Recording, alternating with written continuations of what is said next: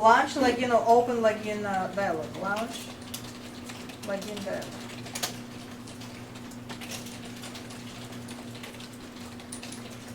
What is the next step? Enter valid username. Okay. In the IP address name field, specify valid server name.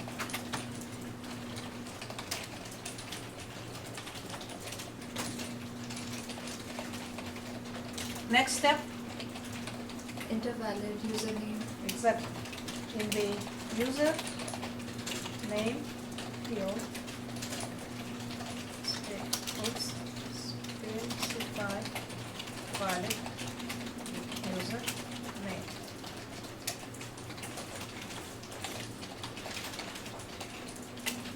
Next step, in the password field, right? Yeah. Specify valid password. What is the next step? Push the button. Exactly. This is the most important step. Make login button.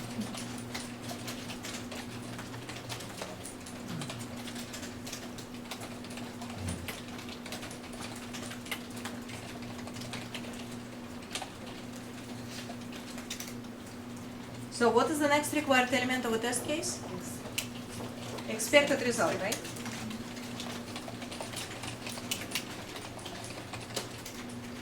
It's like close your eyes, push the button, open your eyes. And enjoy. So what is the expected result? Logged in. When you open your eyes. The server. Yes. So user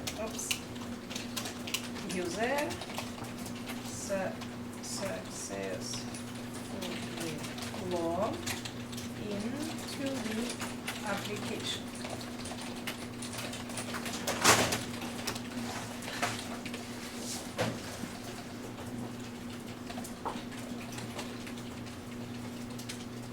Let me scroll down so you can see the. So the next required element, actual result, right? As I said, most of the companies,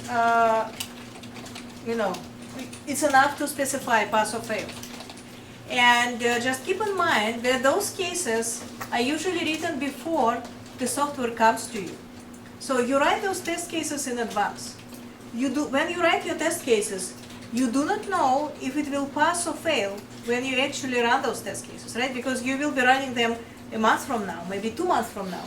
So you can just put pass or fail, and then when time comes to run your test cases, what you do, you take all your test set, let's say you have 1,000 cases, you make a copy of that file, or if there are multiple files, you put them in one folder called test cycle 1, for example, and when you run your test cases, if it passes, you remove fail. If it fails, you remove pass. And this is how you mark your results.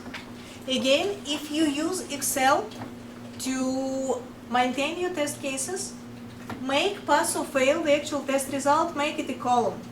And actually each field that we are talking about here, like test ID will be a column number 1, steps will be a column number 2, expected result number 3, actual result number 4, right? And this way you can easily sort your test cases. When your test cycle is done, and you can sort your test cases, you can draw beautiful charts with your passing or failing rates. Your managers will be happy and everyone will enjoy the pictures. So hopefully enjoy the pictures if you have the right trends, right? If our pass rate is going up. That's why Excel is very convenient. Many companies have tools, test case management systems in place. Those can be bought from some vendors, or some can be developed in-house. Basically, there is a large database and on the back of the system, and either web interface or some maybe Windows forms to enter all these elements. So what I'm saying, there may be tools where you enter your test cases and keep the results, and those tools will help you to monitor the test progress, and those tools can, draw beautiful pictures for you. But if nothing else, you can always stick with Excel or Word. Yeah. It's just when it is Word or Notepad, it's kind of hard, to keep track of, past or failed cases. You need to go to scroll through the test cases to see the statistics. With Excel, you can easily count. But again, it's up to the company and up to the project and the process they follow. So what I also highly recommend to add at the end of your test case is the bug number. Just put this field in here. If it is Excel, make it yet another column in your Excel spreadsheet. When you run your test case, if it fails and you log a bug or maybe multiple bugs, put your bug numbers here. You need this because it will make your life simpler in the subsequent cycles. As I said, not each and every bug will get fixed, as soon as you log it. Some bugs will sit there for a few cycles. Some bugs may never get fixed. So if you or someone else will execute the same test case in the second cycle, or maybe third cycle or fourth cycle, and the test case will fail, first thing you do, you go back to the previous execution results and you check your test case and you see if there are any bugs associated with this test case. Then you go to the bug tracking system and you see at the bug, you see the problem and the description of the problem, and you see if this is what you're seeing. If it is exactly what you're seeing, that means the bug did not get fixed. So you put the same bug number and go forth. You do not log the duplicate bugs, and this will simplify your life, believe me. So I highly recommend to put it in. So that's it, my friends. You just did your first test case, or we just did our first test case. Yeah. In this case, if you successfully log into the application, Yep. then why you write actual result as a fail? Oh, no. What I'm saying, good question. Why did I write fail as an actual result if my expected result is that user successfully logged into the application? Very good question. User successfully logged into the application is what I expect. I put fail as an actual result if during execution time I did not get the expected result. Do you see my point? If I was successfully logged, I would put pass, right? But since you create your test cases in advance, you do not know at runtime whether you will log in or you will not log in. So when you create your test cases, you put pass/fail because you do not know what you will get at runtime. At runtime, when you run, you put the actual result. If you were able to log successfully, you will mark it as pass. If you were not able to log successfully, you will mark it as fail. Does it answer your question?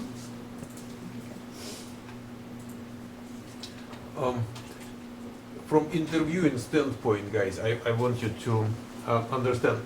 Sometimes they ask you, what are the essential fields or how many fields are in test case and components of test case, and then you might say 5, and people say, yeah, no, it's 3. Why 3? Because when you plan, you need 3. When you execute, you might need 5 if you provide actual and pass/fail. So at the planning, so my suggestion is, if they ask you ever, you say at the planning time, we need 3. At the execution time, we need 4 or maybe 5 even, if we provide actual and pass/fail. So I'm just trying to kind of make sure you do not get stuck to a specific number. Yeah. You have to understand the kind of different circumstances which might impact how many you need. And people who are primarily running somebody else's test cases, let's say offshore or whatever, so they need 5, because all they do is running. People who develop test cases, they do not need more than 3. Yeah. So that is just something when it comes to the time of interview. So make sure you provide that. Yeah. Do not get confused with it. Yeah, you may not even say, you may not even count. You can say, when we create the test cases, we need the test case ID, the steps, and the expected result. And at execution time, we also provide actual result and pass/fail criteria, and it's useful to have bug numbers, but it depends on whether, in this company we do this or not. So, yeah. Makes sense. Okay, so that was our first test case. Now let's make test case number 2. So the first test case was login dialog, valid input, server name. Let's do the second one by IP address. So what we do, we copy test case number 1. You know how to copy? You select everything and do Control C, for example, or do edit copy. And then you go down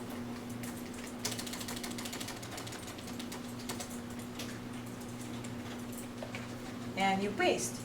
Either you do it through edit paste or Control V. We need to change, if you had numeric IDs, we need to change test ID from 1 to 2. And we need to change valid inputs from server name to server, IP.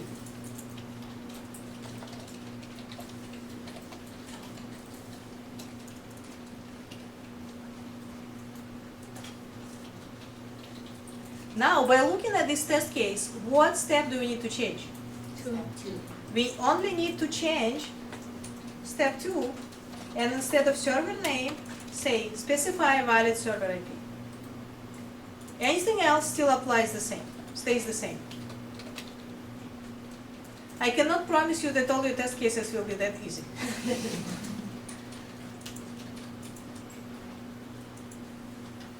But there will be occasions where it will be that easy.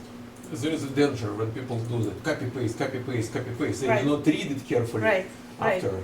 Right. Sometimes you execute someone else's test cases and you think, oh my God, what that person was thinking about. And that person was not thinking, he was rushing and he was copying, or she was copying and pasting all the time. And none of the dialog titles match to each other, you know.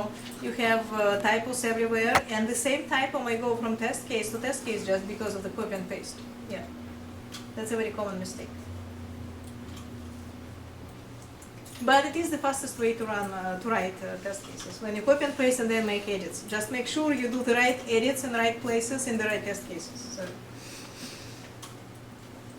Okay, so similar cases you would need to write for this user Windows session, use Windows session credentials, and close buttons and help button. Now let's write at least 1 or 2 negative cases. So there is one caveat about negative cases. So when we write positive cases, we need to provide valid credentials for the server credentials, username and password all together, so we can successfully log in, right? When we do negative cases, we need to provide invalid inputs one by one. Why is that? Because you need to know to which one, the expected result to which field you wanna. Because you need to test each and every field for negative inputs, right? If you provide invalid IP, invalid username, invalid password, and you get the message cannot log in, how do you know which field triggered the message, right? You need to know that each field is triggering the right message. Moreover, if by your functional specs, the message should be specific enough and tell you cannot log in invalid server IP, or cannot log in invalid username, or cannot log in invalid password, you need to have all those 3 test cases, right? So let's write at least 1 negative case, and let's take our test case number 2, again copy, and paste.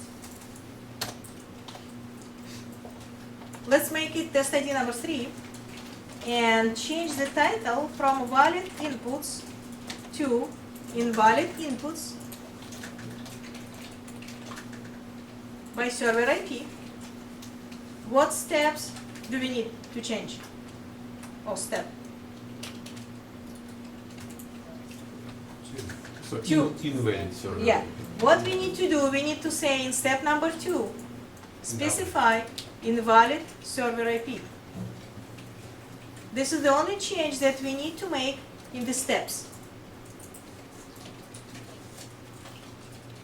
There is one more change in the expected results, right? It depends on how the program is supposed to handle the negative scenarios.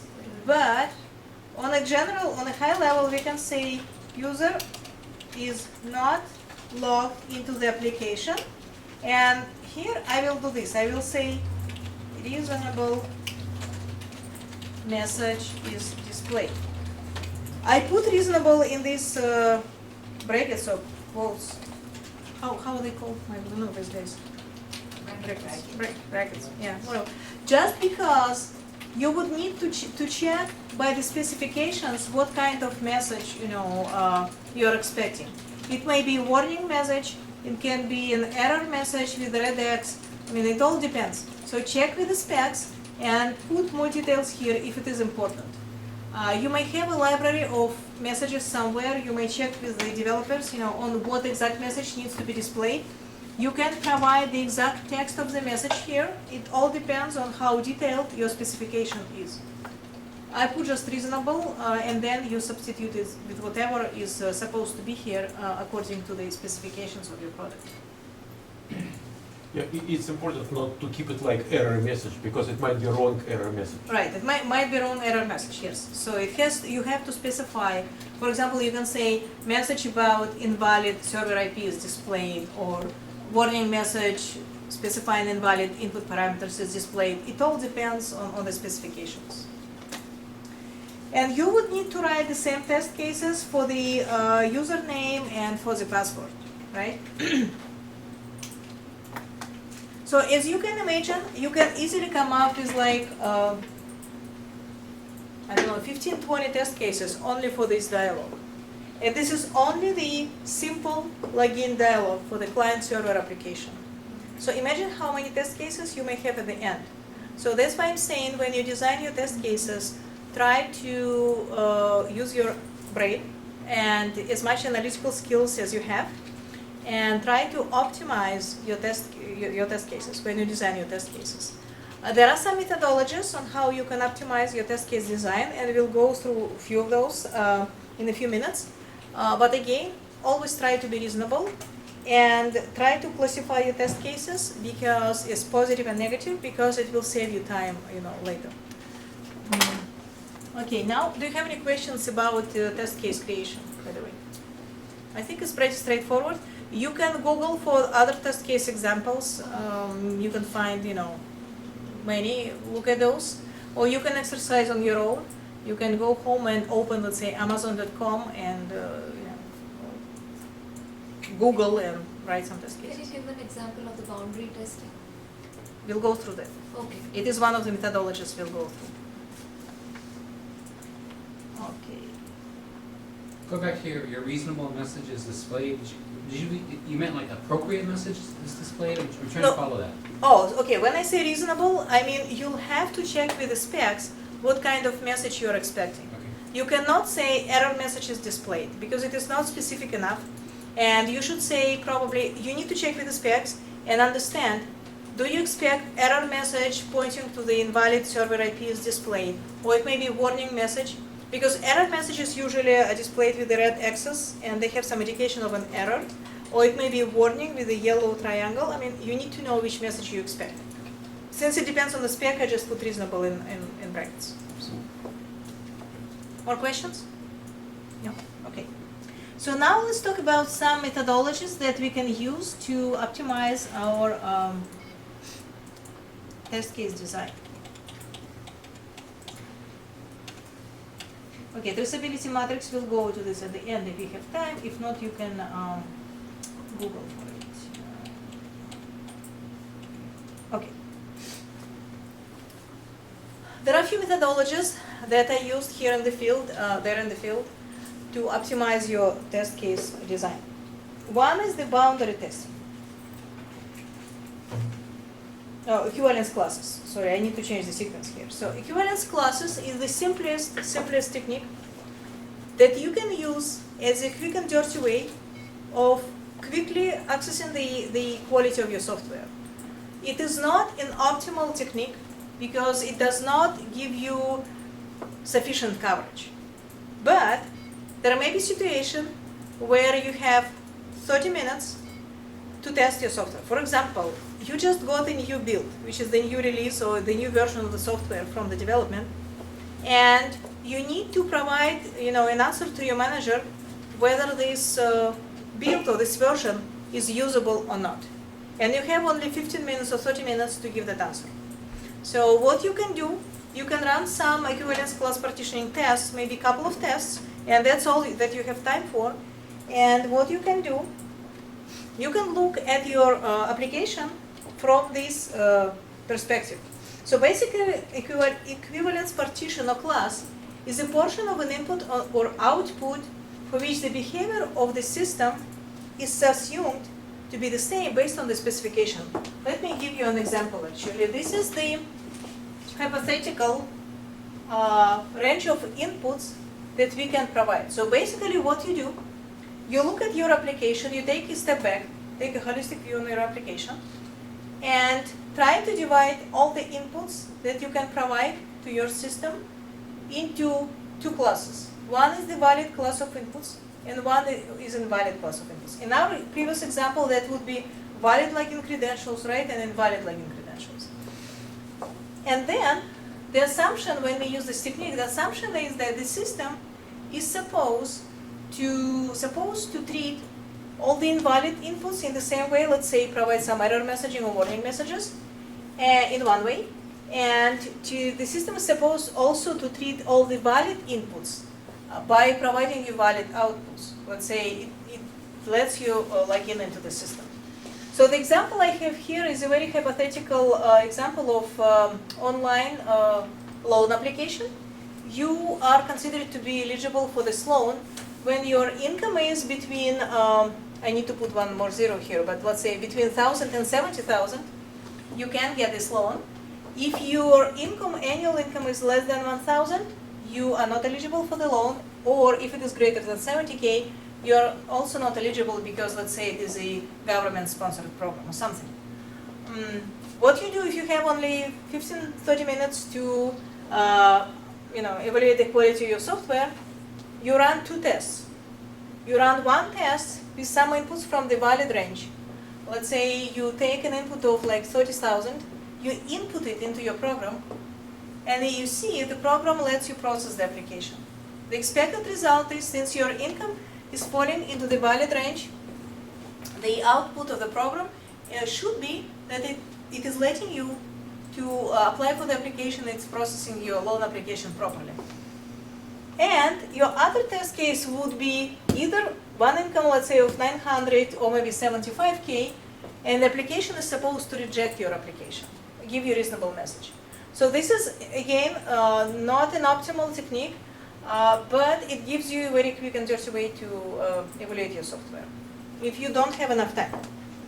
So the next technique is more interesting. This is the boundary testing. So basically, boundary value, it is an input or output value which lies on the edge of equivalence class partitioning. So this is how we define equivalence classes, valid and invalid inputs. And boundary value testing is the testing around those boundaries. For example, I'll give you a very simplified example.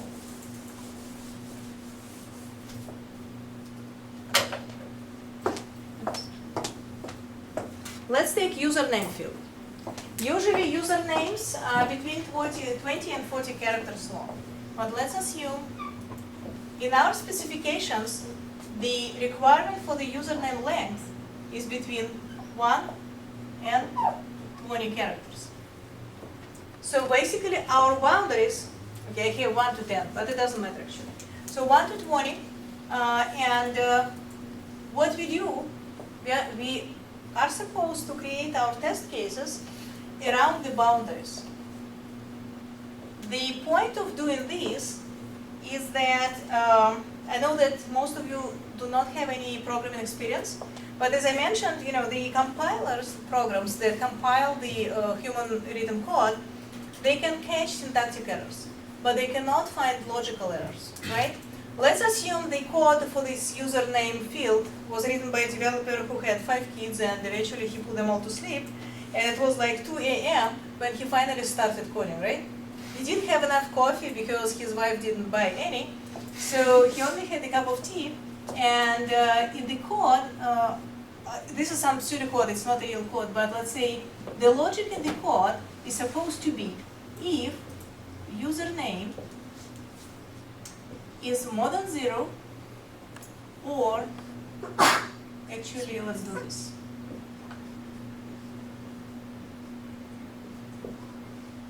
Right, so if the username falls between 1 and 20, which is our specification, then login. Or let create user. Else, reject. Right? This is how the code was supposed to look like. But since our developer guy did not have enough coffee, or no coffee at all, what he did, he coded this. He coded this. What it means, that you cannot have a username with 1 character, even though by the specification you are supposed to be able to do this. Maybe there is name A. It's unlikely. It's a hypothetical example, but I think it's clear enough so you can understand. And the username of 20 characters cannot now be created. If it is a game application, it is probably not a big deal. Even though I know that kids tend to have 1 character names because it's easy. My son always puts A as in Alex, you know. So for him it would be a tragedy, but it's unlikely to be a tragedy for anyone else. So if it is a game application, as I said, most likely it is not a big deal.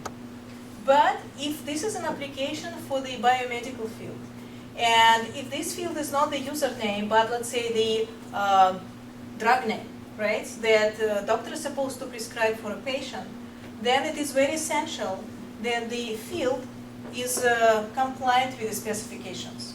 So there are cases where it is absolutely essential that if you are supposed to enter 20 characters, those 20 characters are supposed to be, typed in. Also, he could have done this, right? Because it's 2 a.m., no coffee, kids crying. So, and then you're left with, let's say, your medicine name. You cannot even put it in because there are too many, medicines in the field that have the same, first 2 abbreviations for them for each, or maybe 5, and then you cannot even do anything. I mean, because there are so many drugs that have the same 5 letters, in the name. So, as I said, it is in some fields, it is very essential that those fields are conformant to the specs. Now, how do we make sure we don't have this happening, those situations? We write our test cases in the following way.